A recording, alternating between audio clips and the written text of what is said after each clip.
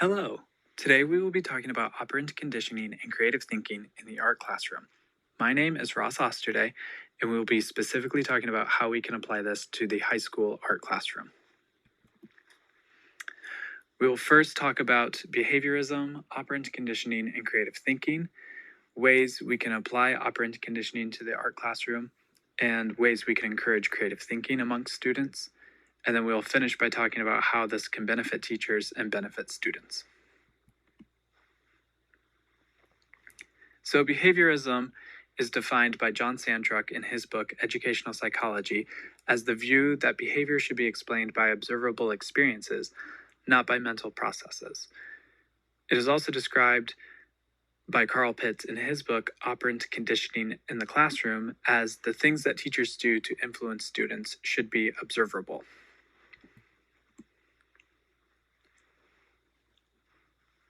A way we can influence behavior is through operant conditioning, which is also defined by Sandruck in his book as a form of learning in which the consequences of behavior produces changes in the probability that that behavior will occur. And we can do this by using reinforcements and punishments. So some ways we can apply this concept into the classroom. Through positive reinforcement, we can provide students with free choice work when they complete assignments.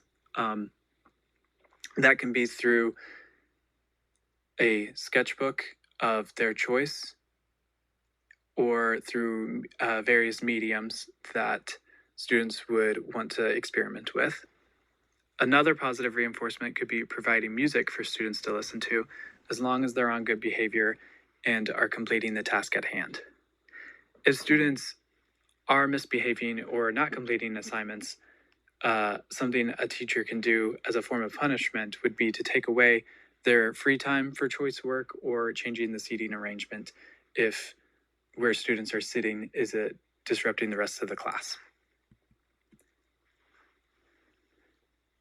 Creative thinking is defined by the authors in the article Metacognition and Learning as a cognitive process that includes generating diverse ideas, generating original ideas, and then evaluating and improving those ideas. So some ways we can encourage creative thinking in the classroom is providing students with open-ended art projects. An example of this could be giving them a one-word prompt and letting them take that prompt and do whatever they want with it.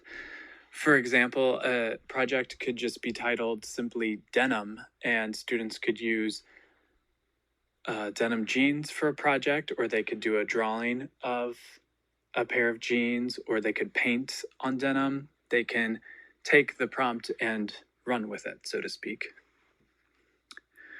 We can also allow students to work with various mediums of their choice.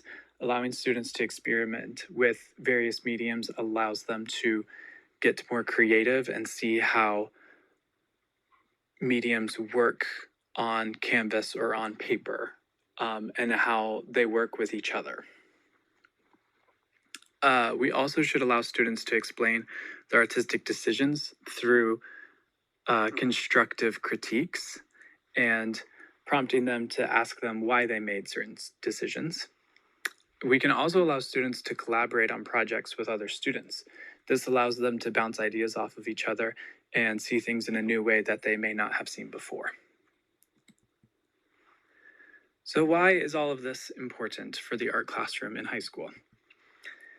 Well, this can benefit students because it allows them to engage with the lessons. Giving them a chance to be creative can also allow them to stretch their imagination and create new works of art through new mediums and through collaboration with other students. And then allowing them to experiment on projects in high school will have a lasting impact on their artistic journey throughout the rest of their life.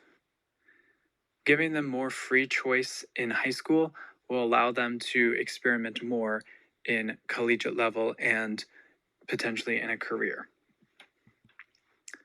This can be beneficial to teachers because modifying their behavior in the classroom can help facilitate a better learning environment.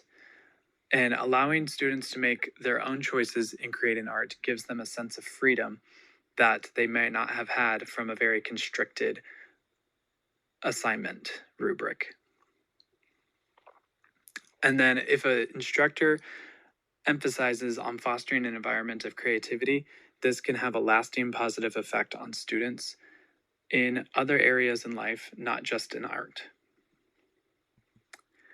These are all the sources that I used for finding this information. And I hope that you found the presented information useful, and I appreciate you taking the time to listen to my presentation. Thank you.